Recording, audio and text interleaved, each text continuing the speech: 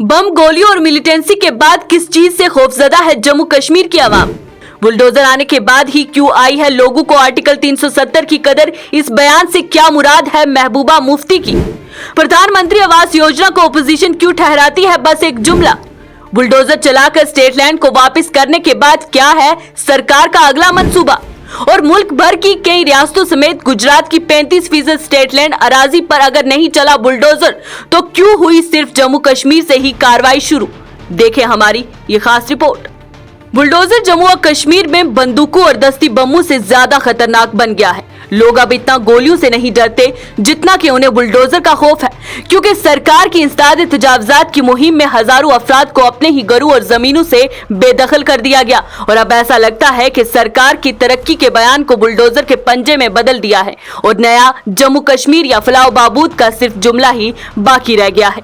एक तरफ हुकूमत ये इसरार करती है कि इनदामी मुहिम के जाल में सिर्फ अमीर और ताकतवर को निशाना बनाया जाएगा, वहीं जमीनी सतह पर इनके ये दावे मेल नहीं खाते और अगर कोई सबसे ज्यादा मुतासिर हो रहा है तो वो है आम आदमी, जो मेहनत मजदूरी करके एक घर का ढांचा खड़ा करने में साल लगा देता है, पर बुलडोजर का एक पंजा उसकी सालों की मेहनत को झटके में जमीन बोझ कर देता है।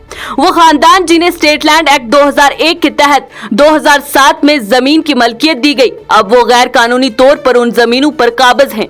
वहीं 2018 में सेंट्रल रूल नाफिज होने के बाद उस वक्त के गवर्नर सत्यपाल मलिक ने स्टेट लैंड पर मालिकाना हकूक के फैसले को रिवर्स कर दिया था और अक्टूबर 2020 में जम्मू और कश्मीर हाई कोर्ट ने एक्ट को नल एंड वॉइड करार देकर इसे सिरे से बातिल कर दिया था।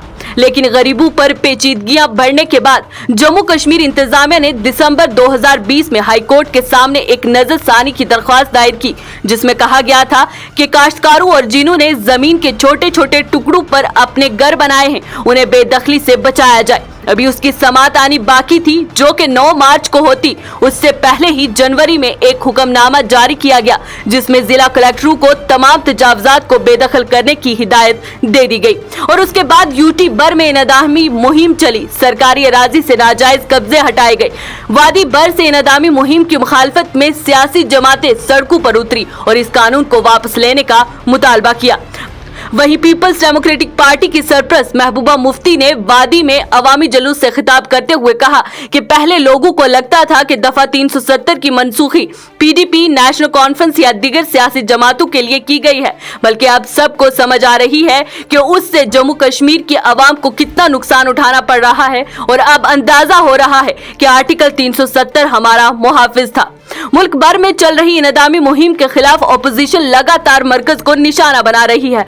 इसी बीच जम्मू कश्मीर के साबिक वजीर आला और डेमोक्रेटिक आजाद पार्टी के बानी गुलाम नबी आजाद का भी एक बयान सामने आया था, जिसमें उन्होंने मरकज को हत्वे तनकीद करते सवाल किया कि दिल्ली, मुंबई जैसे बड़े शहरों में सरकार खुद कॉलोनीज बनाकर लोगों को वहां बसा रही है और 35% अराजी गुजरात में स्टेट लैंड है, वहां बुलडोजर क्यों नहीं चले? सिर्फ जम्मू कश्मीर की जानिब ही क्यों पीले पंजे का रुख किया गया? बहरहाल बड़े पैमाने पर चीखों पुकार के बाद बुलडोजर की रफ्तार कुछ कम तो हुई, लेकिन ये उन लोगों के लिए बहुत कम सुकून है जिन्हें बेदखल करके गैर कानूनी तजावजात का ऐलान कर दिया है।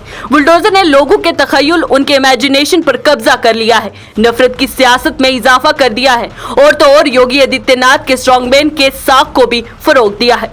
ख्याल रहे, यूनियन टेरिटरी जम्मू कश्मीर में बड़े पैमाने पर इंतजामिया की जानिब से बुलडोजर चलाए गए और आज के वक्त में अगर कोई बात होती है तो सिर्फ इनदामी मुहिम और बुलडोजर की। हालांकि इस कार्रवाई में सुस्ती भी आ गई है और ये भी दावा किया जा रहा है कि गरीब लोगों के घरों और रोजगार के साथ कोई छेड़छाड़ नहीं की जाएगी, लेकिन इसके बावजूद भी किसी को अंदाजा नहीं कि आने वाले वक्त में क्या बड़ा कदम सरकार उठाएगी।